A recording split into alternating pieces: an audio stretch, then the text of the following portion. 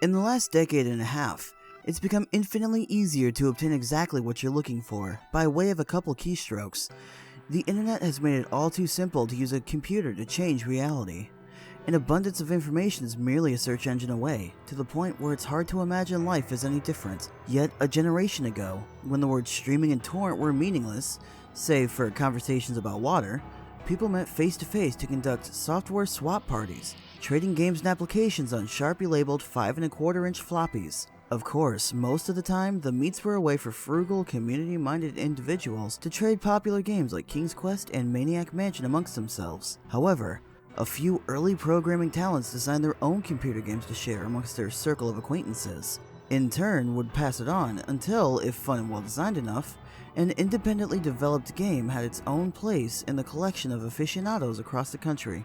Think of it as the 80s equivalent of a viral video. Pale Luna, on the other hand, was never circulated outside of the San Francisco Bay Area. All known copies have been long disposed of. All computers that have ever run the game now buried under layers of filth and polystyrene. This fact is attributed to a number of rather abstruse design choices made by its programmer. Pale Luna was a text adventure in the vein of Zork and the Lurking Horror, at a time when said genre was swiftly going out of fashion. Upon booting the program, the player was presented with a screen, almost completely blank except for the text. You are in a dark room. Moonlight shines through the window. There is gold in the corner, along with a shovel and a rope. There is a door to the east. Command? So began the game that one writer for a long out-of-print fanzine decried as enigmatic, nonsensical, and completely unplayable, as the only comments that the game would accept were pick up gold, pick up shovel, pick up rope, open door, and go east. The player was soon presented with the following. Reap your reward. Pale Luna smiles at you. You are in a forest. There are paths to the north, west, and east. Command? What quickly infuriated the few who have played the game was the confusing and buggy nature of the second screen onward. Only one of the directional decisions would be the correct one. For example, on this occasion, a command to go in a direction other than north would lead to the system freezing, requiring the operator to hard reboot the entire computer. Further, any subsequent screens seem to merely repeat the above text, with the difference being only the directions available. Worse still, the standard text adventure commands appeared to be useless. The only accepted non-movement related prompts were use gold, which caused the game to display the message, Not here. which brought up, Not now. and, Use rope. which prompted the text. You've already used this. Most who played the game progressed a couple of screens into it before becoming fed up by having to constantly reboot and tossing the disc in disgust, writing off the experience as a shoddily programmed farce. However, there is one thing about the world of computers that remains true, no matter the era. Some people who use them have way too much time on their hands. A young man by the name of Michael Nevins decided to see if there was more to Pale Luna than what met the eye.